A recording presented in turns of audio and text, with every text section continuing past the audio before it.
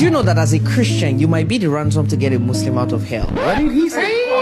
Wait, let me explain. At the core of Christianity is the death and resurrection of Jesus. Christians hold that Jesus died as a substitute for mankind. He gave his life as a ransom for many to save them from the consequences of their sins. Muslims, however, strongly oppose or reject the notion that Jesus should be punished for the sins committed by others. To the Muslim, in accordance with the Quran, no one can pay for the sins of another. No bearer of burdens will bear the burdens of another. However, contrary to what they say, it may come as a shock that the Quran and the sayings of Muhammad support not only the idea that Allah places the sins of others on another, Allah also ransoms Muslims by punishing others for their sins. According to Surah 16 verse 25, 29:12 to 13, a person can in fact bear someone else's burdens. Also, according to the Hadith, Jews and Christians will be thrown in hell in place of Muslims. When it will be the day of resurrection, Allah will deliver to every Muslim a Jew or a Christian and say, that is your rescue from hellfire.